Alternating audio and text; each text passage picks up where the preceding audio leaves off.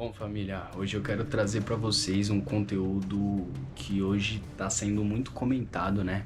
Que é em relação à maldita escala 6 por 1 e a rotina, né, de trabalhador, onde você se trabalha 6 dias da semana e folga um.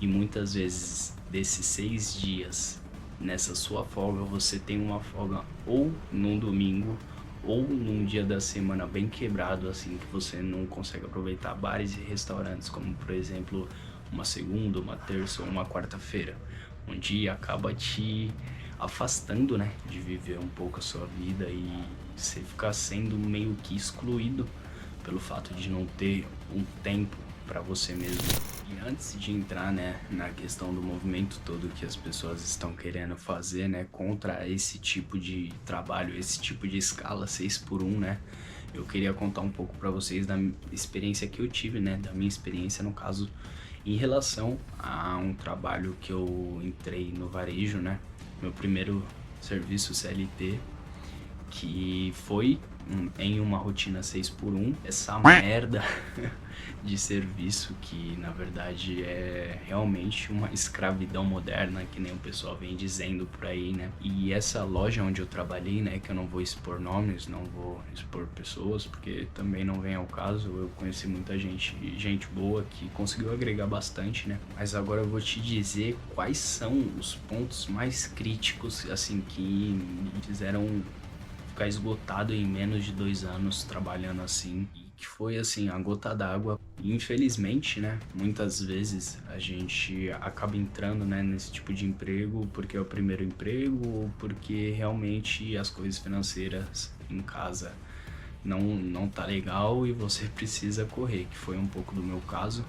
Em relação a esses dois fatores, né, era o meu primeiro emprego e as coisas não estavam legal e eu precisava ter minhas coisas, precisava correr atrás do meu, né, porque eu vi que, pô, as coisas estavam difíceis, então se eu não vou fazer, pô, vou ficar sentado esperando cair do céu, não vai cair, não cai. E foi aí que eu entrei, né, nessa rotina e nesse tipo de escala trabalhadora 6 por 1. E vou falar pra vocês, foi uma das melhores experiências da minha vida pra saber o que eu não quero pra minha vida, porque é realmente algo desgastante, é algo estressante, é uma rotina que te suga toda a energia, toda a sua paciência, totalmente. Você acaba se tornando uma pessoa amarga, sabe? Por ter que viver no trabalho e visitar sua casa, porque muitas vezes é assim.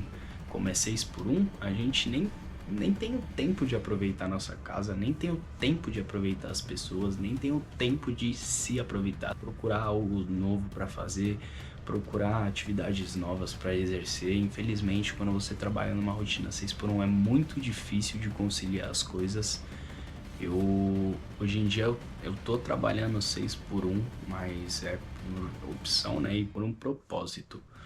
E já tô vendo que até assim é um pouco mais difícil, por mais que esse um dia, que seria esse 6 por 1 no caso, um dia eu trabalho pra mim, eu corro atrás das coisas pra mim, aí acaba se tornando um pouco mais vantajoso, mas também tô vendo assim mais por um curto prazo até eu conseguir realmente fazer o que eu quero fazer, dar início aos projetos que eu quero. Porém, infelizmente, hoje essa é a única saída. Para conseguir ter alguma coisa, a gente precisa correr atrás de alguma forma. Porém, se você trabalha em uma escala 6 por 1 para uma empresa e você recebe aquele salário mínimo de merda, aí eu acho que assim, as coisas têm que ser conversadas, você tem que realmente entender o que você quer para você, porque infelizmente você vê que o plano de carreira onde você tá não te beneficia tanto. Então eu acho que nisso você deveria rever, né, seus conceitos, começar a se planejar, porque muitas vezes você deve ter entrado porque você realmente precisava pagar uma faculdade,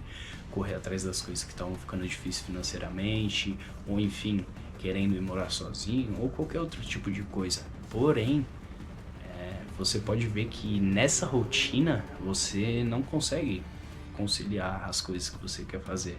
Muitas vezes trabalhando 6 por 1, acho que realmente é muito difícil de você conseguir estudar bastante assim. É muito difícil de você conseguir aproveitar as pessoas e conciliar as coisas que você quer fazer, dar andamento nos projetos, porque muitas vezes esse um dia que você tem de folga, você tá extremamente esgotado e não quer olhar pra cara de ninguém. Então, é nesse ponto que, pô, eu acho interessante você rever e se planejar, pô, pra no futuro não precisar depender desse serviço, sabe? Bom, e agora eu vou falar pra vocês alguns pontos que me fizeram ver o quão importante foi essa experiência que eu tive que ter, né? Pra saber que é algo que eu não quero pra minha vida. Primeiro ponto, né, que eu acho que é o mais difícil, é a parte adaptativa, né? Com as pessoas. Infelizmente, nessa rotina parece que as pessoas querem te engolir. É uma querendo montar em cima da outra pra, sabe, querer crescer ou sei lá, querer parecer melhor ou enfim, essa parte de convivência assim é muito difícil. E até porque eu não culpo as pessoas, porque muitas vezes as pessoas estão tão cansadas, pô. É aquilo, eu falava com um pouco de ironia, né? Um pouco de brincadeira, um pouco de sarcasmo, né? Mas no fundo tinha um ponto de verdade que eu falava assim, pô, eu não quero ver a cara de ninguém por um bom tempo.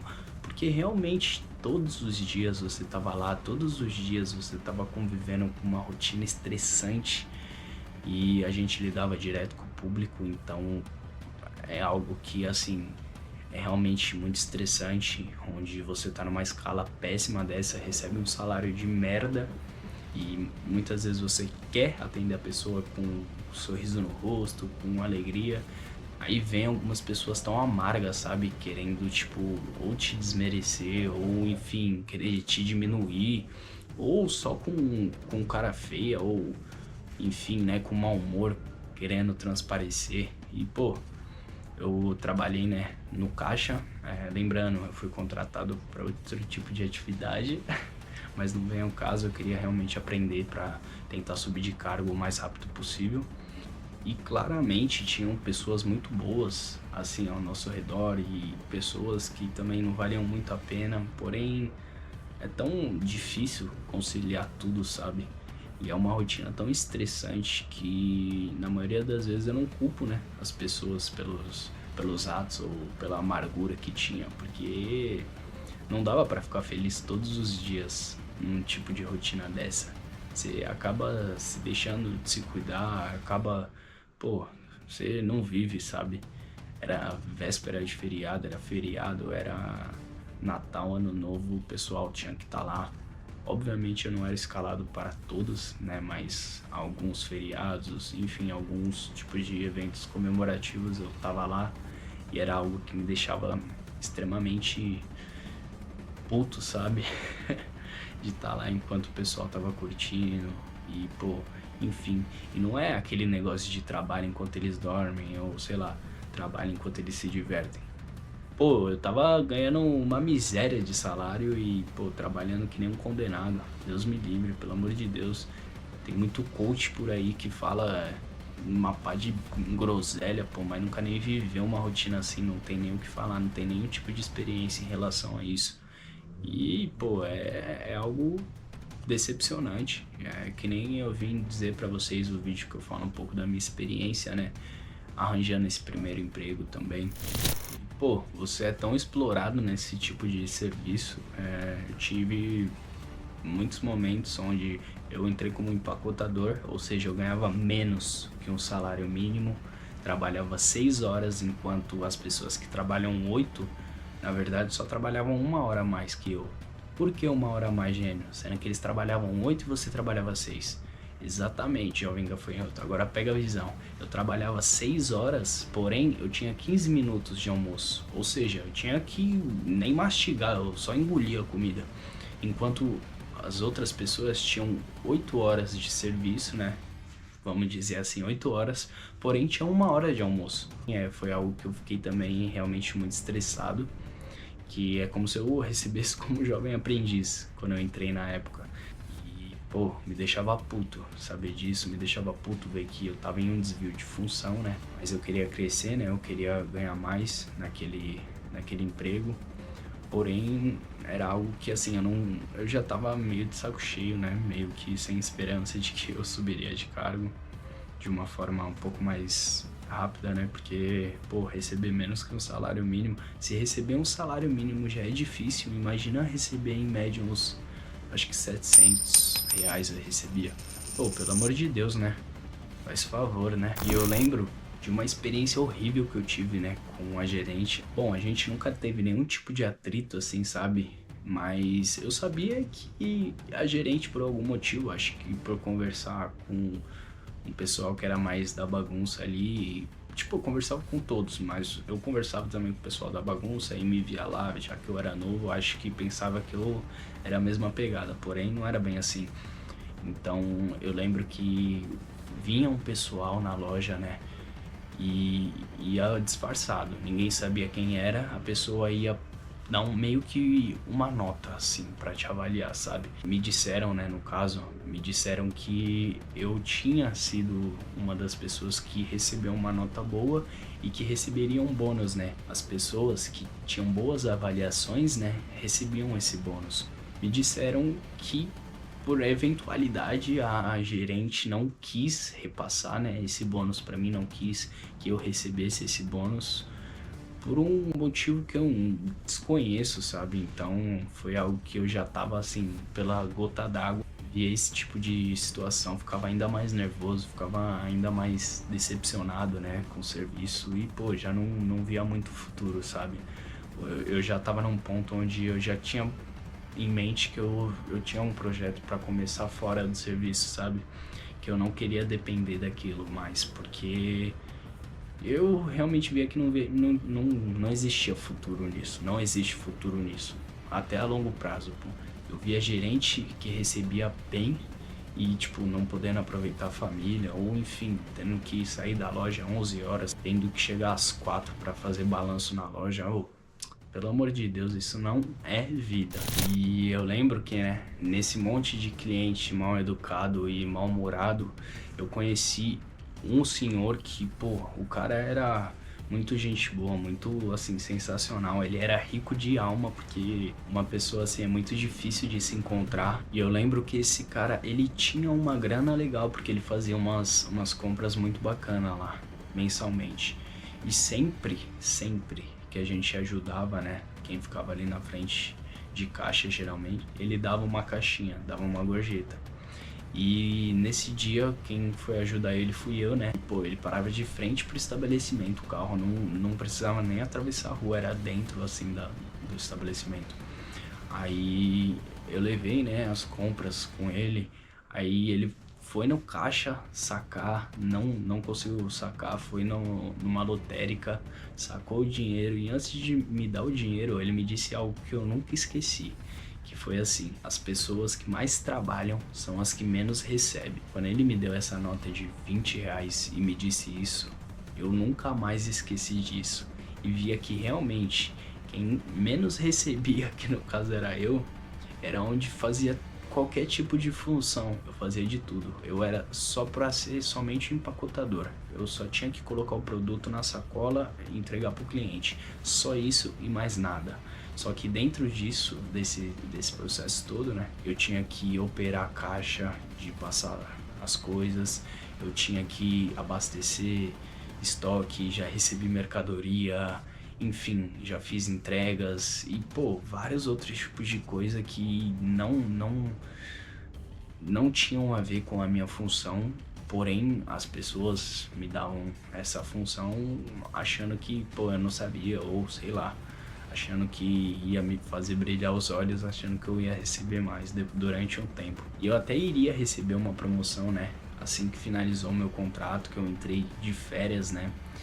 Eles me mandaram que eu ia subir de cargo e tudo mais. Isso com acho que 1 ano e pouquinho de empresa, acho que 1 ano e meio, mais ou menos. Pô, meio que eu já tava de saco cheio, né? Dessa rotina estressante, desse tipo de exploração e dessa escala 6x1 horrível.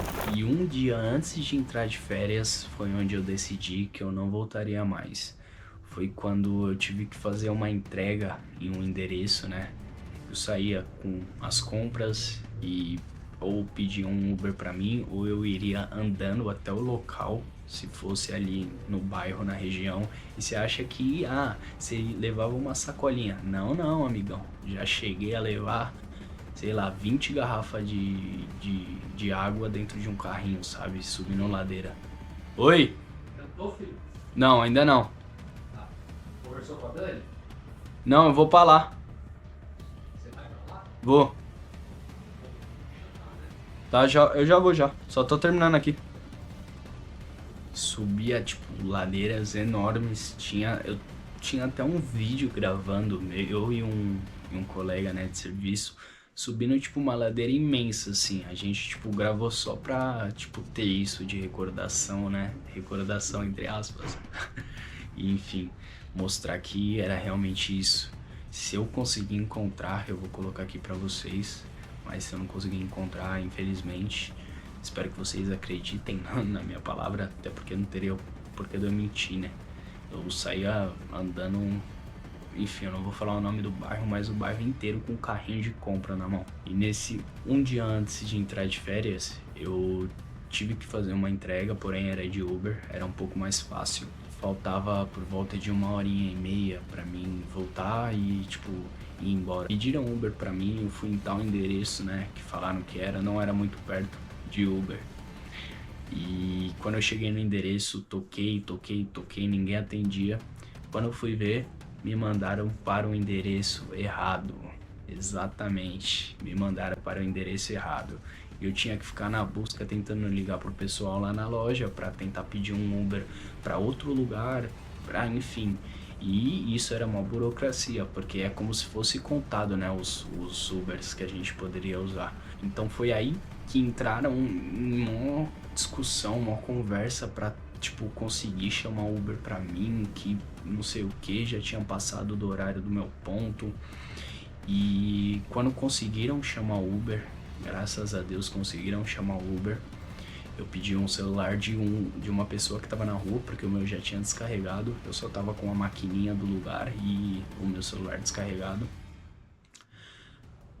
Consegui ligar pro pessoal na loja, o pessoal conseguiu pedir Uber pra mim.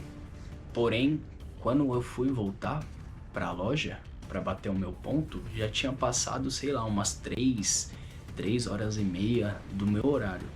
E quando eu ia bater o meu ponto, né, chegou a fiscal ali, né, do meu setor e falou assim: Henrique, a gente não pode deixar que você bata o ponto agora, porque você tá fora do seu horário, né? É como se fosse muitas horas extras, acho que no mesmo dia.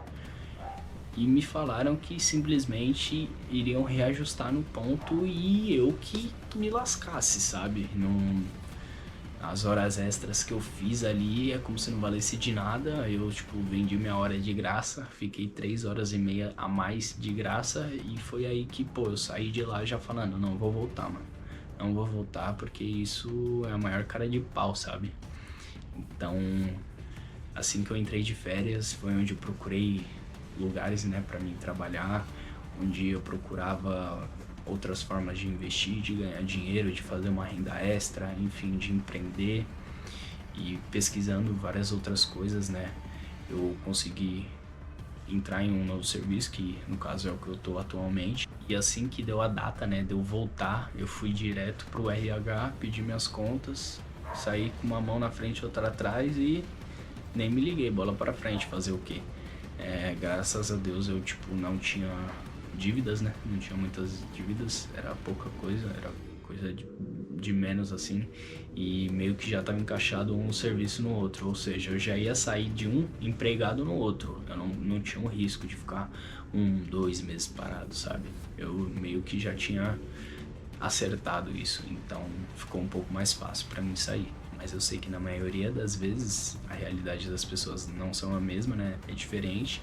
Porém, se eu fosse você, usaria essa estratégia, né, que eu fiz, de assim que você sair de férias, procurar outros empregos, enfim, procurar algo novo para fazer e focar nisso 100%. Esses dias que você tirar de férias, não pega para descansar, não pega para relaxar, não pega para sair.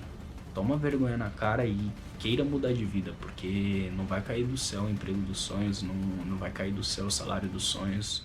Então tenha isso em mente, pô. Pare de querer trabalhar para enriquecer o seu patrão e trabalhe para enriquecer o seu próprio patrimônio, pelo amor de Deus. E como eu havia dito, né, no começo do vídeo, as pessoas criaram, né, esse novo movimento, que no caso é chamado, né, de movimento VAT, e o pessoal tá tentando acabar, né, eliminar com essa rotina, essa escala 6x1. As pessoas estão tentando deixar de ser excluídas das próprias vidas, deixar de ser mais um fantasma, né, no meio da sociedade que não aparece, não vive, não aproveita, porque tem uma rotina assim extremamente cansativa, não consegue aproveitar a família, não consegue aproveitar muitas vezes os filhos, a mulher, enfim.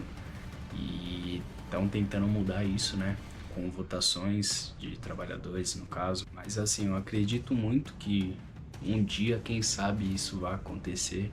Porém, hoje em dia eu acho muito difícil, até porque o cara engravatado que chega lá e assina um papel, ele acho que não é muito de acordo com isso, né? E é por isso que eu dou a dica, né, de você começar a cuidar melhor das suas finanças, começar a cuidar melhor do seu salário que cai na sua conta. Porque se isso se diluir em várias contas, se diluir em vários prazeres momentâneos, infelizmente você não vai construir nada, você não vai conquistar nada, você vai ser uma pessoa medíocre e infelizmente essa vai ser sua vida. Pô, uma coisa que me deixava muito pegado assim, sabe?